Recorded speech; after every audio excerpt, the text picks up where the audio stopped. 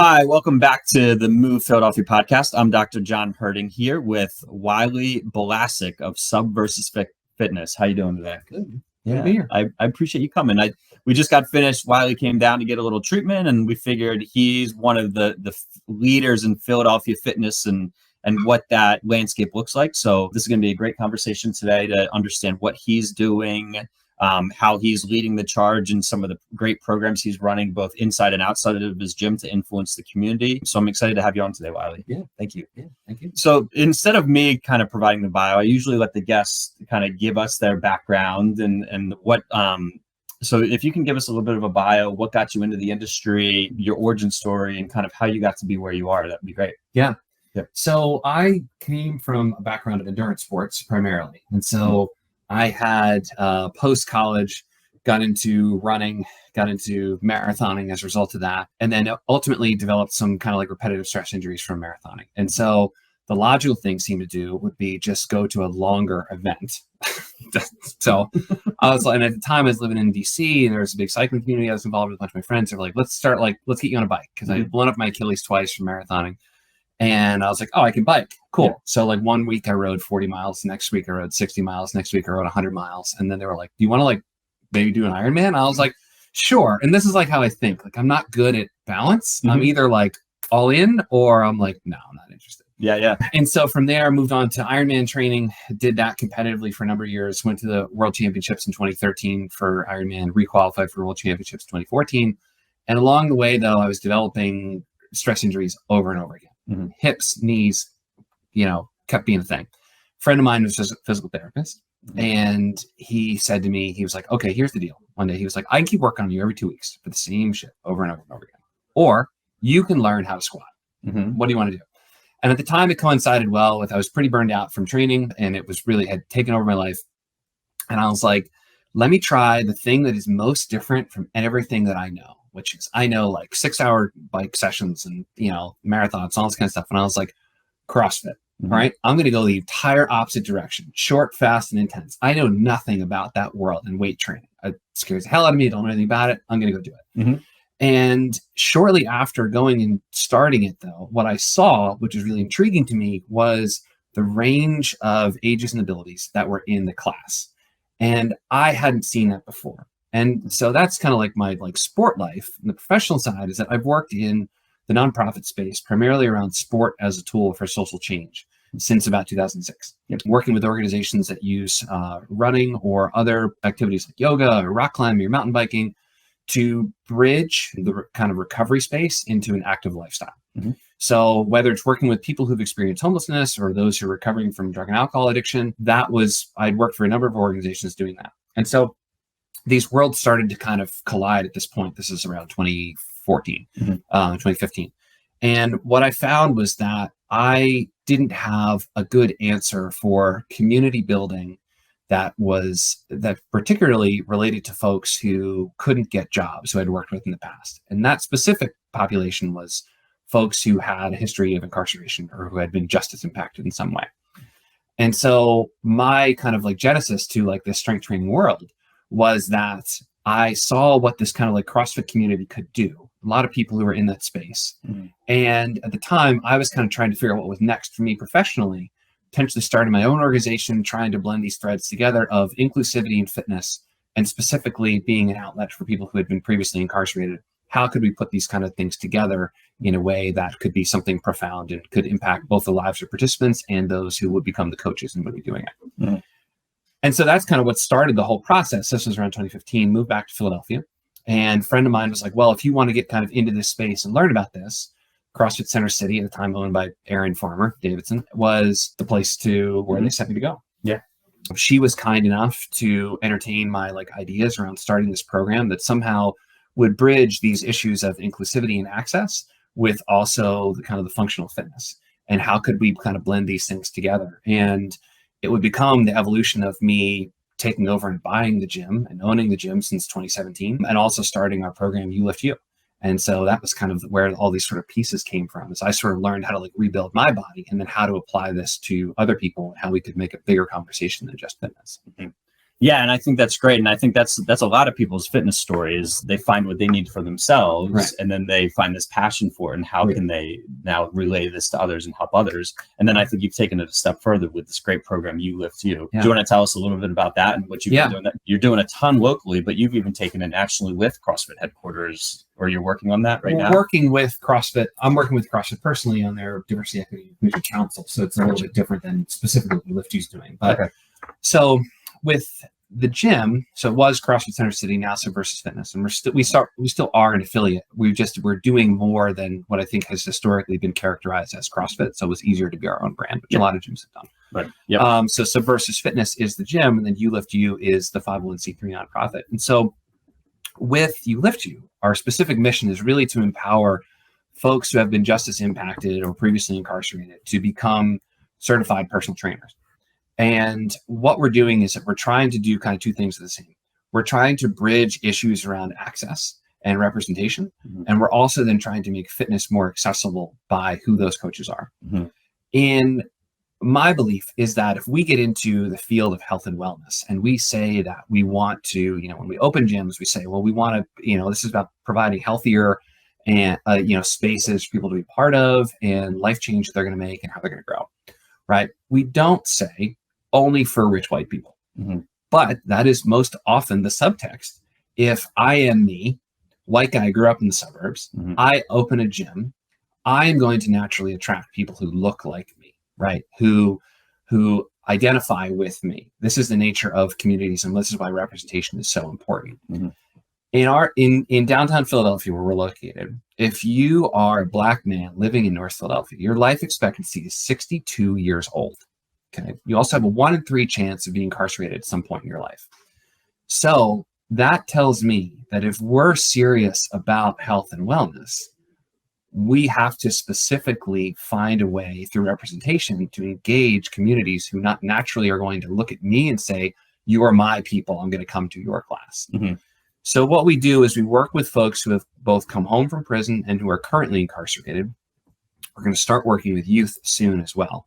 And through our program, we provide a stipend for job training where folks get first an in-house certification to start doing supervised personal training. And then on top of that, they get their ISSA personal training cert. And then they can go either work for us or they can go work at other gyms in the community. We have a relationship with Planet Fitness replacement where then folks can really start to address issue representation. We also have several of the graduates of the program are coaches at Subversus to address that for us in our gym and make sure that we're doing better at that. So it's not just me running around coaching all these classes. Through greater diversity and representation, communities become stronger because more people find that they can see their journey representing their coach. And that is crucial if you're going to really affect life change for people who have a long arc to go and what that change looks like. If you're trying to open up a CrossFit gym and you're going to appeal to the 25 to 30-year-olds, that's not hard, right? Like just open the door, they're going to come in, right? Like that's not, but the issue becomes, how is there a bigger conversation that we can have? Right. And so that has impacted how we run Subversus as much as we can on all issues of inclusivity. It's something we take really seriously with all of our coaches, not just the UliftU graduates. I'm very proud of the staff and the care that we take around our language, our word choice. And what we're able to do with that is to have a much greater range of abilities in the room. That makes us better coaches, makes us a better community. And it shows people that fitness isn't just for the rich, white, 25 to 32-year-olds who can plunk down for a membership and do that. So UliftU also then runs classes 5 nights a week out of rec centers in North Philadelphia that are led by our graduates. They're paid $30 a class to be able to do so. And then we also work in the state prison system in Chester, where I go in every Thursday and work for 90 minutes with guys who are working towards getting their ISSA certification so that upon release, we can get them straight into working for gyms in the community where they come home to and address those economic barriers for them so that they don't end up back in the system. So the vast majority of guys when they come home, the reason why they're back in, there's over a 60% recidivism rate, is economic issues. There aren't jobs, they're not working, they get pulled back into a lifestyle that partially led to their choices in the first place, they reoffend, they're back in. And I can't think, fitness, there's such, and you're talking about opening a gym and attracting a certain type of individual, but in reality, you can do a ton with body weight fitness, right? And it's just the level of education where if you're trying to build a strong, healthy community, on multiple levels. Fitness is a great low cost, low barrier of entry activity that as long as you're starting to educate people, you're creating community leaders, not just people that can now get a job.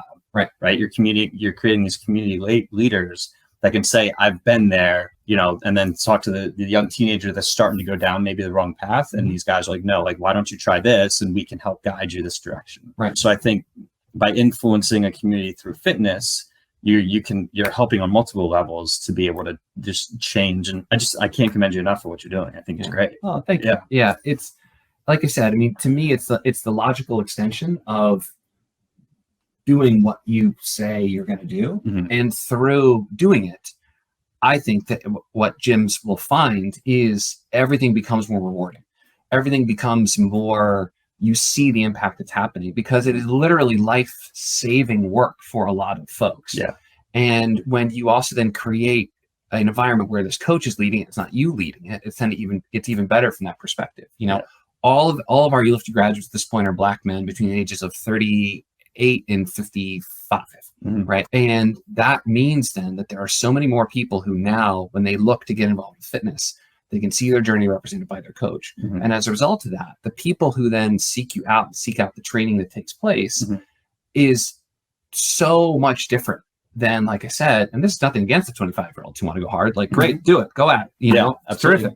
But there is such a richer conversation that takes place when someone is in their 40s or in their 50s and they're regaining their body when they thought that those days were behind them, that wasn't going to happen. And I just can't stress enough that representation is how that takes place. And like you said, it doesn't have to be the most complicated fitness program in the world. Yeah. It's having the basics around starting to move your body and regaining control of your body and not feeling like things are being taken away from you, but regaining capacity and having some baseline conversations about nutrition that are also grounded in reality. We're not telling people don't ever go to McDonald's. Right? If you don't have a grocery store in your neighborhood and you're on a fixed income, I'm not going to tell you that you should switch to an all organic lifestyle with free range chickens, right? Like, you can still go to McDonald's, but maybe let's get a hamburger and let's throw away one of the buns. Let's not get fries and let's get a Diet Coke instead of a Coke. Yeah. If we can just do that, that alone has tremendous transformative, impact from health and wellness. So it's those little changes that make big differences. Yeah. Especially when you're dealing with, chronic disease, especially. These are big topics, but they can be solved. Yeah, and I think just most people have gotten it on a fitness program at some point in their lives, even if it's just going out and walking and making that a part of their daily routine. And we all know the confidence boost and self-confidence boost that comes just from moving a little bit more. You start to look better, you start to feel better, you're more confident. And even if they choose that fitness isn't the path they want to go down for a career, in my head, I'm just thinking about the confidence that you're building by helping them move better, helping them gain the self-esteem as they're coming out of an incarceration. And then hopefully they go down the fitness path because that's what we love and we want to see more people involved. But if they say, you know what, now I have the confidence because I look better, I feel better, I've learned these tools on how to coach and teach people, and it just becomes the tool to change an individual that can then change the community. And then everybody, you're just bringing up the city as a whole because you're making these changes on so many levels. Yeah, certainly. If folks want to go on a different path, and we've had some guys do that too, and great, whatever it is that you are passionate about. But like you said, there's certainly there's a lot to be gained just from the process of going down that path and just learning about that and reconnecting. And one of the reasons why I'm particularly passionate about working with folks who have been incarcerated before is that their life skills and their survival skills have made them on large exceptional at reading people. And our industry is such a personal thing because people are coming to you in a state of vulnerability. And for our coaches who have had to literally use people skills to stay alive, that the ability to read folks is exceptional. And this is an opportunity to direct that in a really positive way and use that skill set. Like we've said, like a lot of the best entrepreneurs in the country are in jail. Just happened to be their commodity wasn't legal, right? But they were really good at working with people. They were really good at things, right? Some interstate commerce just wasn't legal commerce, right? But let's use that in a way that's really, transformative. And, that's what I think gets to be really exciting with what can happen next. And I think that's a great point because so many times when we have students come through, young professionals come through, we want them to understand how to coach people, how to change how they're coaching people based on personality types or learning preferences. And I think that's a great point you're making, is some of these individuals have grown up having to learn some of these things, maybe not by the book, but sometimes you do your best learning not by the book. And so I think that's a great point. And these people can become, again, great leaders and great coaches because they understand how to adapt to different personalities and learning styles. It's great. Yeah. And I think that non-traditional environments for education also lend to more like resourceful learners. People are more willing to seek out information, to learn in different ways, rather than say that like, well, a textbook is how I learn things. Like if you learn it from person to person interaction, I think you're also more open to exposures and experiences that you come across that then change how you do things. And your willingness to sort of listen and just be aware, I think, changes when you don't expect the education to come just from a seminar or from a textbook.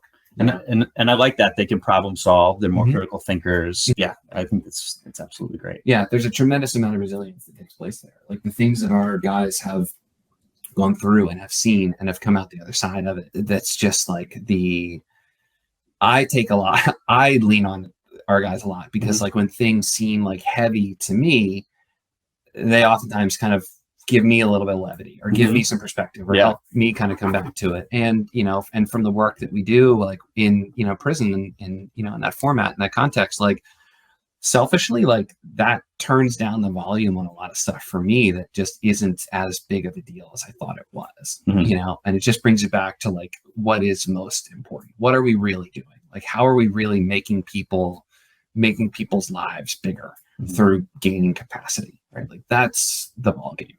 How you do it, there's a million different ways of doing it. And like, I'm proud of how we program in the gym and the work that our coaches do behind the scenes of all that. And I think I'm really, like I said, proud of that. But, it's how do you have this bigger conversation, both movement wise and also then just like, like Kelly Starrett talks about this a lot, right? Like, how are these like global concepts rather than just like what is just happening with your hip? Like, there's a bigger thing. And then there's an even bigger conversation relative to your life outside the gym. So you started to go down that path a little bit, but what have you learned most from some of the community activism and what you've been teaching these guys to help them improve their lives as they come out of incarceration? What are some of the things you've learned as a gym owner, and then as you're meshing it with some of your community focused stuff?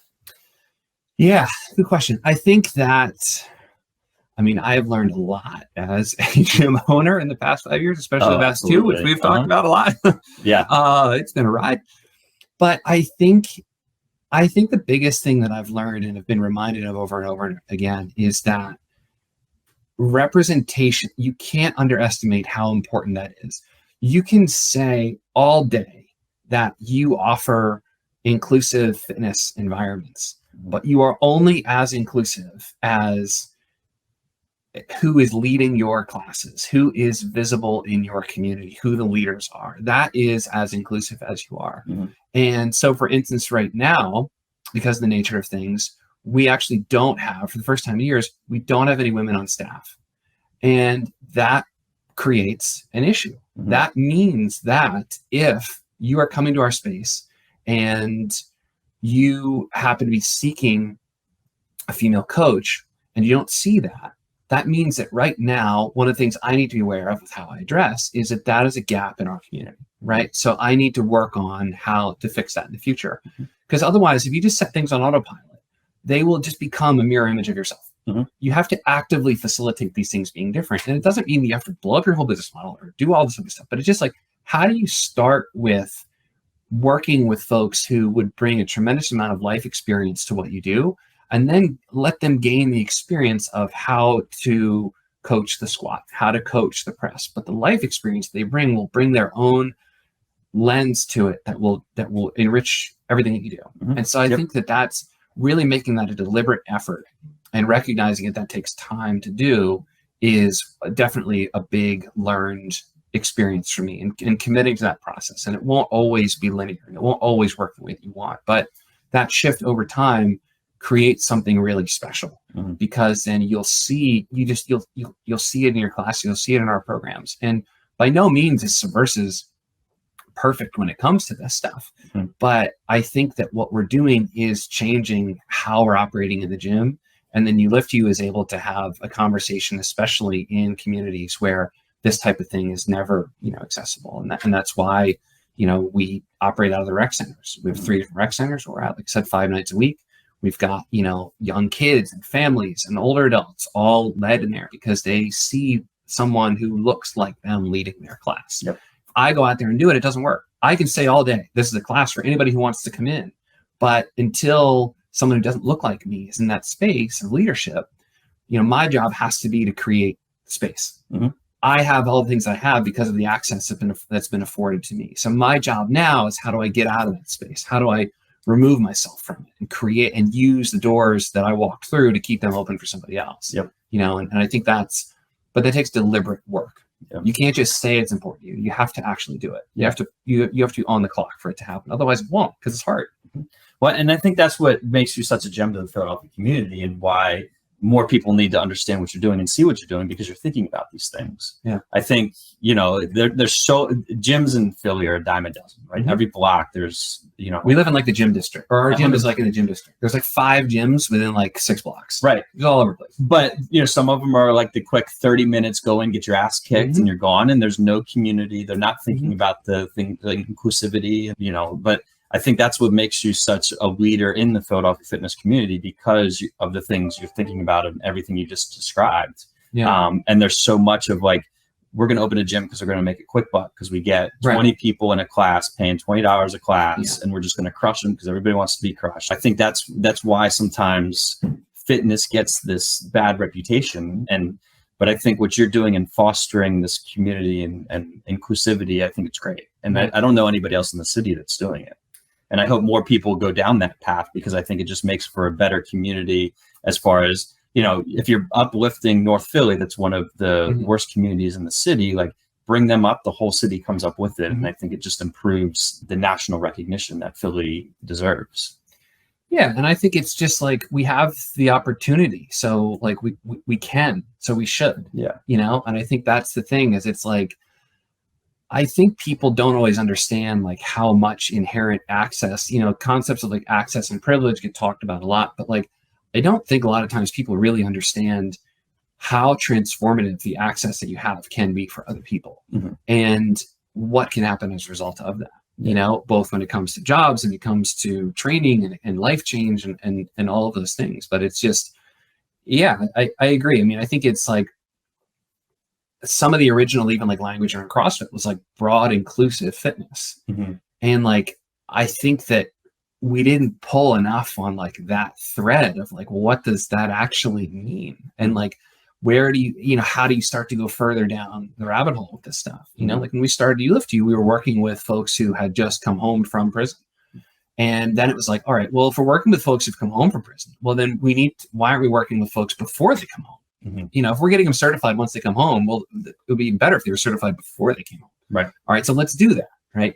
But then like, you got to get into the prison system. Like, it's difficult. It's not like, it is remarkably hard to run a free program in prison. Yeah. Right. Like it takes work, Mm-hmm. but then you get it done, and then that starts to move. And then the next evolution for us is now working with younger people who, particularly right now, are involved with gun violence. Like, Mm-hmm. if we're talking about health and wellness, we have to look at who's not represented in that conversation that we're having. Mm-hmm. And we need to specifically look at that. And we need to make change and hold ourselves accountable, so that we're really delivering that to more than just the people who want to plunk down a credit card and are going to get involved. Mm-hmm. Like, how do we do that bigger? And then the coaching gets better, the programming gets better, the thing, because then you're not just going to have all these like highly capable people who like walked in and they're like, a muscle up is like this. Is that hard? Mm-hmm. Right? Like, no, like you'll have better programming, you'll have better coaches, you'll have cooler conversations about fitness, because because it really becomes life changing. Yeah. It's not just taking somebody who was like pretty fit and making them like a little bit fitter. Yeah. Right. It's really, doing something different. Yeah. And I think we take that for granted as movement professionals, that fitness does change lives on multiple levels. Yeah. And I think you're really showing how, and you're quantifying how you're able to do that. Yeah. Yeah. Yeah. Great. So it's cool. And like I said, it makes it more, it's more interesting. Like I would say, like for the gyms that, that look around and you look at your staff and everybody looks like you, it's like, there's just an aspect that you're missing that like it becomes so much richer when you facilitate something different. And I think a lot of gyms too struggle with like the feeling of being uncomfortable around making that transition, right? And it's maybe like you're aware that, and we talk about this with like CrossFit's like diversity, equity, inclusion group, and we talk about like how do we start to have conversations around that stuff to say like there's going to be some uncomfortability around it, and that's fine, but you have to start there. Because anybody for whom these issues really personally makes a life or death difference, like they know that your space is perhaps almost exclusively white. They noticed, right? So it's fine for you to say, I recognize that we have work to do. Everybody else knows it already, right? So we just have to get over being uncomfortable and just lean into making it better, right? And realizing you're not going to be perfect, you're going to make mistakes, but that's also the only way that you're going to learn. And by working on those issues, whether it's inclusivity around not only, you know, this work with UliftU is a lot of it is around issues of race, but there's also then issues around LGBTQ inclusivity in gyms, right? So how are you what's the language that you use? Are you telling people it's a men's bar and a women's bar? Or are you saying this thing weighs 20 kilos, this thing weighs 15 kilos, right? And little changes like that you can make. And because that just, it makes the gym better, it makes the programming better, just everything becomes so much richer as a result of that.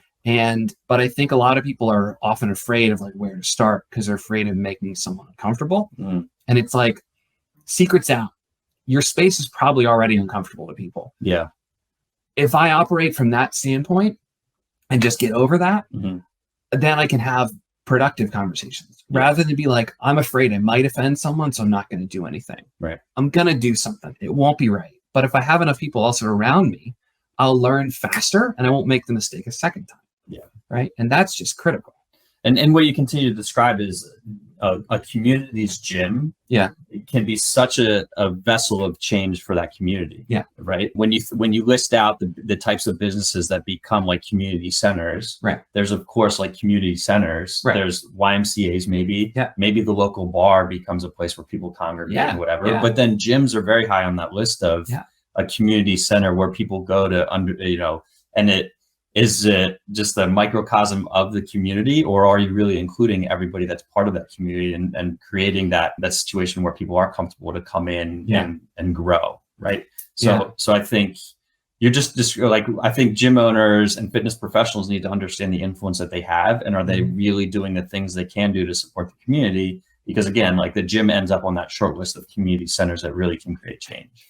Yeah, there's a super interesting study that Harvard's Divinity School did a number of years ago. And they looked at basically with like the current generation of wherever we're at this point, XYZ, whatever, right? Of saying how fitness is one of the things that has started to replace organized religion. And a lot of the things that people, they've moved to a new community where they might have looked for their church before, now they'll look for their CrossFit gym. They'll look for Orange Theory. They'll look for these things which to them are places where they're going to find their people. And where they'll get reconnected to a community, so that's going to enmesh them further in this new place where they don't know a lot of people, but they know that the standards of this place are such that they'll meet more people like themselves. And like, that's such an interesting conversation to have. And then I think even within that, then it's how does your programming reflect that, right? Because it can't just be all about community, right? You need to also provide tangible physical benefit, right? Like your people need to get stronger. They need to be more resilient. They need, in the programming has to be really good too. But I think it's this balance of, my brother-in-law actually is a pastor at a church in Florida. And like, I read this thing the other day and I was saying to him, I was like, there's a balance in the faith-based community of worship and fellowship. And I think in the fitness space, it's like, how do we manage that same thing? How is it like, it's the programming and it's the community, right? Like in the fitness space. And how do you do both of those things so that like you run really good programming and the people who run it facilitate that community? And how do these two principles become mutually reinforcing? And it's just, I don't know. I think it's just, they're interesting discussions to sort of have. 100%. And more of these discussions I think need to be had. Yeah. So if you allow us to pivot a little bit, you've talked about how your gym's you've gone back to the programming and how you're including that in some of the stuff that you're doing. Would you mind mentioning, you said at the very beginning, you're not strictly, like the origins were in CrossFit, but you're not really a strictly CrossFit gym. What kind of programs do you offer? How are you guys doing it a little bit differently? You know, if I'm moving into the city looking for a gym, what kinds of, tell me a little bit about your program and how, because I know you guys are doing some great great things. Yeah. And you've really, through COVID, you've kind of pivoted a little bit too and updated some of this stuff. Yeah. So what kinds of things you're offering that makes you guys a little bit different? Yeah. So pre-COVID, I would say that like we always prided ourselves on the results of personal training, but in a group class environment, right? So really stressing movement standards, really stressing, longevity of the athlete. But we were still, 99% of what we were doing was just group fitness. And when COVID happened, I think it kind of took the air. And I think over the years, we had seen group fitness sort of declining, right? For us, historically, 2013, 2014, you could open a CrossFit affiliate somewhere, put the sign up, and you had 200 members overnight. You just did. It was just that popular. And there wasn't the saturation of other things that came as a result of it in the kind of like high intensity training space. And so when COVID happened, it was the final thing to be like, we won't survive as a gym if we only offer group training. And we can offer more than that to people. And people, frankly, need more than just group training.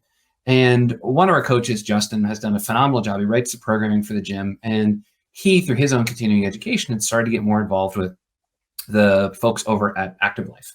And from a continuing education standpoint, and just like furthering his knowledge around it. And so that kind of, through our conversations, I started learning more about it and kind of tangentially following it. He really dove into it. And through that, we started looking at like, well, how could this start to inform what we would do as a gym? Because one of the things I saw very quickly with COVID, when just members started just dropping off immediately almost, was that we were only going to make it if we could provide greater resources to a smaller number of people. We couldn't just wait for the gym to rebound to where it was before, because the amount of time that was going to be required, we would go bankrupt. We wouldn't exist anymore. Right. Towards providing a greater level of service and greater individualization. And how could that actually be a better overall product to give to someone anyways? And so what we've done now is that we've moved towards this model where we don't offer a free class to come in and try the gym, because where we start things is we start with an assessment, we start with conversation. And from there, we take people through a mobility screen. We're looking at all their major joints. We're looking at their athletic history. We're looking at how often are they active right now, what they're doing, have they had any major surgeries. We have a conversation that usually lasts somewhere between 30 and 45 minutes. Where I sit down with someone, we go through all the stuff. I have them move. I see what's going on with all that stuff. And from there, I describe to them how we're going to get them started. And everyone new then starts with personal training, because individuals are not groups. And so to throw someone in to a group of 12 other people is unfair to everybody involved. It's unfair to the coach because they don't know this person. It's unfair to the other 12 people in class because the coach is now distracted because this person is trying to snatch and probably shouldn't be, right? Or whatever the movement is, right? Snatching is picked on all the time. I still like it. I still do it. Yeah. But so everybody starts with personal training. If you're new to us, you're typically starting somewhere between 5 and 7 sessions of individual personal training before you're ever getting into a group environment. We also know some people who will come to us and we'll do that personal consult and that assessment. And we'll have frank conversations with them and say, you're not looking for group fitness. You're looking for personal training. And here's why. You have a very specific schedule. You have very specific goals. And we now know what your programming should look like. And so for you, you're not actually looking for this group environment. You're looking for more personal training. And so those people might say, yeah, you're right. Like I thought I was just looking for like a new gym, but instead what I was looking for is programming that actually fits what my body needs, what my goals are. And for some people it is group, for some people it's personal, but everything starts with the conversation. Everything starts with the mobility screen, and then it starts with personal. What we've seen is that like we literally get feedback from people who say like, this is the first time that I have felt safe moving into a group environment, because I'm not going to be asked to do things that I don't feel confident doing one-on-one before I'm doing them with other people. Because you throw all the social aspects in there too of group fitness then, right? And if you're not confident in yourself and your abilities at that point, the temptation to just like sneak some more plates on there when the coach isn't really looking is really high. Yeah. And through that one-on-one approach, we're able to suss a lot of that stuff out on the front end. Yeah. And, like I said, a lot of people then will just go into just doing personal training with their coaches or doing personalized programming, perhaps in addition to group or maybe outside of group. But it's brought such a higher level of, it's elevated our coaching game. It's elevated the service that we're providing to people. We're seeing much better plans relative to people. So rather than just come in and say, oh, well, it's overhead day, so we're just always going to scale that because your shoulder always hurts. Right. Let's figure out why it hurts. Let's get you on a plan that'll fix that. Let's get you in some sessions to address that. Let's give you some homework to do. and then let's fix your shoulders. You're not always in pain. Yeah. And that's been it's been a game changer for us. It's changed our approach to how we're evolving as coaches. It's made us a better gym. It's made us provide a better service to people. And it's gotten away from just this kind of like churn and burn where like, well, you just need to keep replacing people who, for the other ones whose shoulders got burned out when they turned 40. Right. You know, like, no, it's going to be the case. Like, we can do better. So we can absolutely do better as a fitness industry. And I think the better gyms are going down that path that you are. And I think that, people are showing that it's needed. Right. Because hopefully, and we've had some discussions, like you've now bounced back from COVID, you've pivoted, and now hopefully you're doing even better because you've made these changes. Mm-hmm. And just speaking back to your inclusivity, you're making the gym more comfortable for people because they're not hiding in the corner as a new member trying to figure it out. Right. Because they feel like they're getting the individual attention. You've crafted the program more to individually what they need. Right. They're still in the community, but with, a program that, again, like addresses their shoulder that's bothering them. Yeah. Yeah. Instead of just trying to throw someone into a class and hope they don't break down. And then they're leaving the gym because their shoulder hurts. Right. Right. And it starts to change the culture too, where people then don't just not come in on Thursday because it's overhead day, but instead they'll start to say, hey, I know that the coach is more knowledgeable. And so it's also then a more valuable service to that member because they feel that they can come to the coach and be like, what should I do? And the coach isn't just like, well, just push horizontal instead of vertical. Yep. Right. Well, like let's assess your shoulder real quick. Let's run through all this stuff because maybe your shoulder isn't actually your shoulder. Maybe your ankles don't move, and so we're compensating with all of this stuff. And your shoulder's actually fine. Yep. Right. So, and that can happen quickly and easily and straightforward in a way that doesn't take their whole day. It doesn't take tremendous energy away from the other things, but it enriches everything we do. And I think that brings a level of professionalism to a gym in the fitness community as well, instead of just throwing a coach in there who's little knowledge that's getting paid $20 an hour and it's not a career for them. Right. I think it helps bring like fitness traditionally. I think people are just like, oh, is that your real job? Yeah. But now it's no, then my coach actually knows what he's talking about. And it helps foster a career for these people because people are looking up to them and understanding they have this knowledge. Yeah.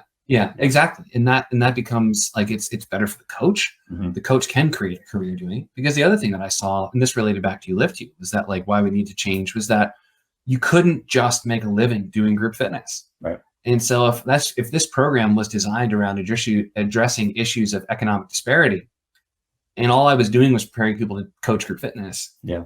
I wasn't actually, I couldn't sit with that. I was like, they can't make enough money. They can't do it. They have to do personal training. Yeah. And what's ironic is that if you go back to the history where CrossFit first started, right? And you have the Voldemort of fitness, Greg Glassman at this point, right? Like name we must not name. Yeah. It was personal training. Yeah. And he brought his clients together every so often to test some of these workouts in a community environment. But like, it wasn't this group thing. So much so that like in years after that, because I'm friends with the former CEO, Jeff Kane of CrossFit, he and Greg went around and started doing these like roundtables with 10-year affiliates. And they were talking about how much money these gyms are making and how little they were actually making. And they were like astonished by this. Mm-hmm.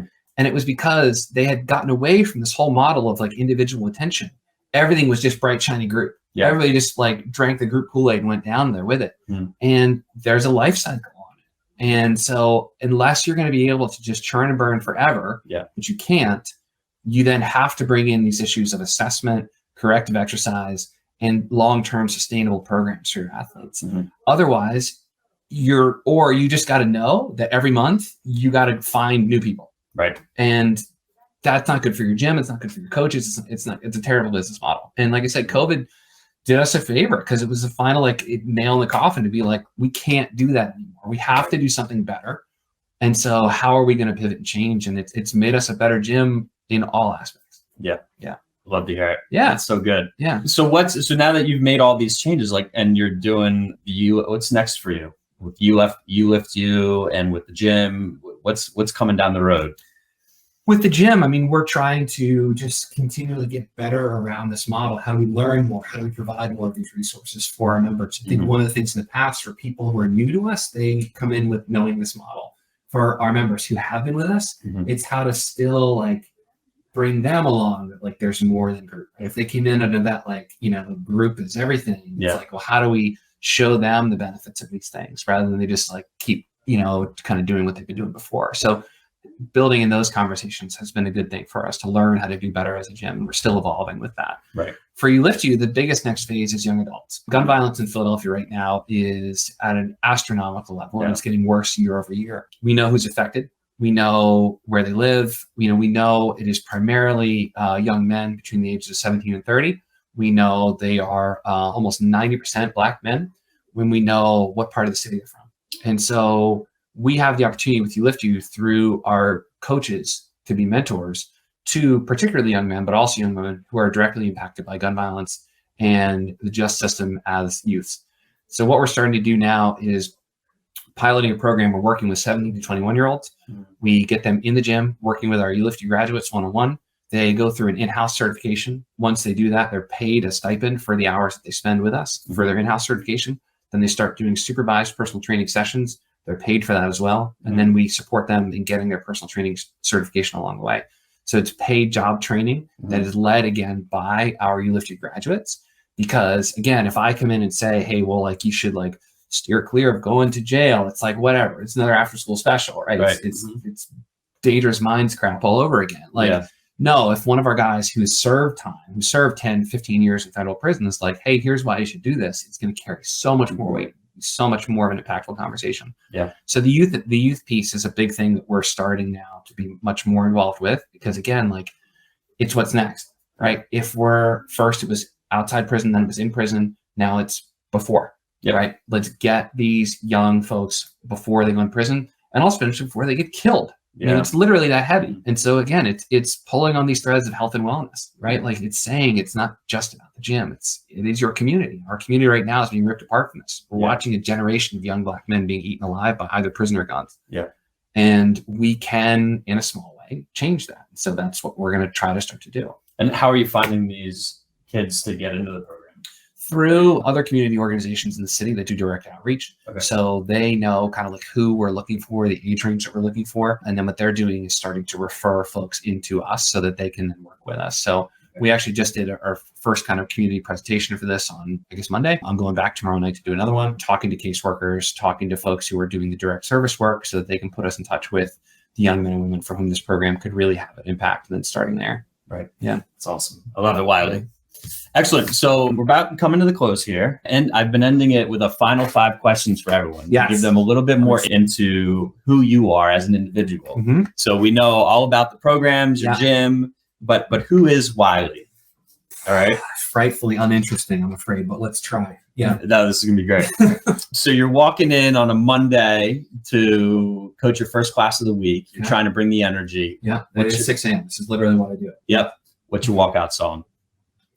Oh man, I will say for the 6 a.m. classes are so funny. There's like each class has like a vibe. So like the 6 a.m. class on Monday, we usually go like classic rock. Like if we need to go, like we'll do like the AC/DC, like we'll do like the Ozzy. Like that's for like the 6 a.m. class in the morning. Like you gotta like ease them into it a little bit, right?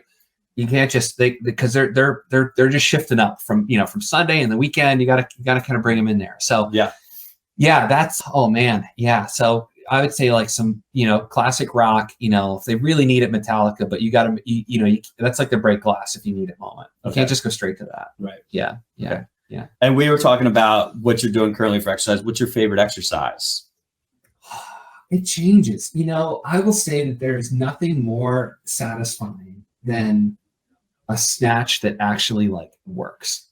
I think like I don't golf, but I hear from when people like how people describe it is that like golf is just like incredibly frustrating thing, but you hit that one shot and then that brings you back for like all the rest of the training and you're like, it's all worth it. It's great. To me, like Olympic lifting is like that. It is my biggest weakness and it's the biggest opportunity to learn something. And so like when it clicks and it works, it's like such a cool thing. And it's also so cool to like watch that also happen with other people because there are so many pieces that have to work with it. So I don't know, from like a technical standpoint, that I also like ring muscle ups. I love like as a movement. I just think it's just such a, I don't know. I like them. Yeah. Put me on a bar and it's a disaster. My body doesn't understand what to do. Love it. So one food for the rest of your life. What would it be? Well, let's assume that this is like nutritionally like solid content. So let's say it tastes. No, we want insight into Wylie. If it's like, I love sweet stuff. It's like always been a thing, right? So like like a lemon bar as like a dessert thing, that's like, if you ask me like what I want at any moment, like I will never turn that down. And then like otherwise for like food, one meal, oh man, that's such a hard question. It is a good question, but like I don't know, sweets are always, I always default to like desserts. Yeah. Okay. But then outside of that, like a steak that is like rare enough that like it just needs to stop moving. Like I will, that is like, yeah, so good. Like we live in the city right now, and my wife and I talk about like the first thing when we, eventually move out will be that we will get a grill, and we are going to cook all year round outside. 100%. Like, we are very excited for that to happen. But there's so many good steakhouses in the city. There are. We don't lack of good steakhouses in Philly. No. But yeah, I would say like a really good steak or like desserts. Yeah. So if you're coming to the gym for your first appointment and you want to get on his good side, lemon bars or a nice juicy steak. Going along those lines, what's your guilty pleasure? Do you have a guilty pleasure you want to share? I think that like I will try to stick to the advice that I give to like our athletes, that like we try not to, and this is going to sound like coachy and stuff, but like we try not to like think of it that way. And so like I try to push myself to do that too, where it's like, if I really want a cookie, I'm going to eat a goddamn cookie, and I'm not going to let it derail like the rest of my life, and I'm not going to let it cause this whole like cascade of things. If I eat, badly, whatever that might mean for a day, right, tomorrow is a different day. And so I don't know. I try not to think of it that way, and I encourage other people, because I think it's like an easy like trap to sort of fall into. And this is going to sound coachy, and people are going to roll their eyes, but like I don't know. Like I really try not to view it that way, and just be like, there's things that I like, and so I'm not going to eat a lemon bar for every meal for like other sweets. At Reading Terminal Market, there's stuff called butter cake. It is a bomb. I mean, it is unbelievable. And so like I get it on like my birthday and like a couple other times a year, like 2 or 3 times, right? Yeah. And it is incredible. But like it's just knowing that like, okay, also like knowing your body, right? You might know like, okay, well, like I crave sweets because like something else is off. I'm getting enough water, I'm getting enough protein, right? Like whatever those things are. So I don't know. It's a coachy answer, and people are gonna roll their eyes and be like, just eat some goddamn ice cream. But like, yeah, I really try not to look at it that way. And I think we're all better off with our nutrition if we, just for like, look, like the stuff you like. Yeah.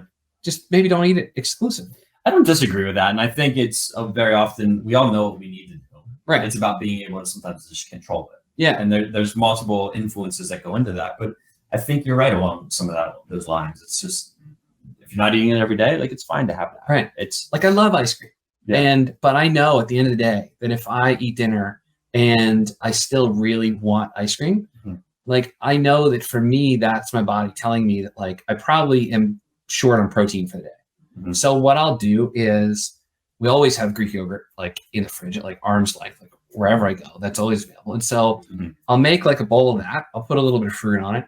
And after I eat that, if I still want ice cream, I'll still have ice cream. Right. But chances are I'll probably have about 1/3 of the amount of ice cream as if I would have just gone like straight there, because I didn't take a second to listen to my body and be like, well, why is that happening? Right. And so that's such a missed piece, I think, in fitness education, is educating your clients, your athletes, on why things are happening so that they can make choices on their own and not be dependent upon you. Like James Fitzgerald from OPEX has an amazing quote that is like, when did fitness become the business of creating dependent relationships? Right. And so it's just like that kind of thing. Like we'll then talk about that for nutrition, right? It's like, if you're craving these sweets, a lot of times it's a protein deficiency. So then I'll think back and I'm like, how much did I eat today? Like, did I coach and not like take care of myself at all? Maybe. So let's throw some other food in there. And then I'm like, oh, then I don't like need all the ice cream anymore. But I'll still have the ice cream. It's great advice. I love it. What's your go-to ice cream? Like the black cherry flavored stuff. But like I won't turn down any ice cream that's in the fridge. Yeah. But I will say that, like black cherry ice cream or like peanut butter. So those are so wildly different that would clearly say that like I'm not turning anything. I wouldn't put those two in a two. No, don't put them together. No. It's like a different vibe. Like one's like a Saturday and one's like a Tuesday, but don't combine that. That's not a good one. And then finally, what's your favorite thing about the Philadelphia area?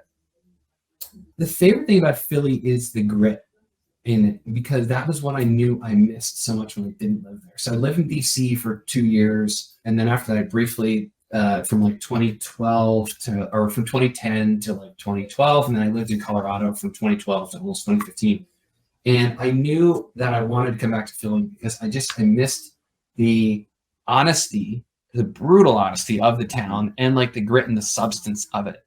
And I found myself like, I was living in like Boulder, Colorado. I was in like, it looks like a postcard. It is beautiful all the time. And I was like, I kind of just miss the realness of Philly. And like, you know where you stand in Philly. Like you will make it or you won't, Right. you know, and, but you won't not know where you're at, you know, and there's really something valuable about that. And so, I love the honesty of it. I will always be drawn to that. And, you know, when I'm not in it and when I'm other places, for sure. Yeah. And I think that's part of what maybe gives Philly its kind of, I don't know, shed some bad light on Philly in the national scene. Yeah. But that's why people never leave Philly. No. Like, and if people came in and they understood it, that's why some athletes thrive here. Yeah. Because they love the honesty. Yeah. That's also what cracks some athletes. Totally. Yeah. Like I've spent time in the Midwest. I used to go to like Chicago for after work. And I would like talk to people and they'd be like, what's your angle? Like, what do you mean? I just like asked you for directions and you like literally almost like walked me to the place. Yeah. I'm like, what do you want out of this? Like, what's your, you know, what's your thing? You know? So I think it, I think it attracts a certain person, but you're right. If you're not into that, if you don't know who you are, it's going to be a tough place to make it. Yeah. Yeah. I love it. Well, any closing thoughts, Wylie? This has been amazing, and I'm glad you were able to share this time with me. Yeah, thank you. I mean, I'm stoked that we're still, you're still putting my body back together after all these years and all this stuff. So I appreciate that and the work that you all do. You all do a great thing, and because I think a big part of what you do is that piece I just last talked about is like the education of the athlete, of the person as to like what's going on. It's not just like do these exercises and then, you know, you'll magically be better. It's like, well, here's how to adjust your training going forward. Here's how to have some tools. So that's one of the things I really appreciate about, you know, you all, what you all do out here. I appreciate that. And I appreciate you. Thank you so much. Cool. Awesome. Thanks.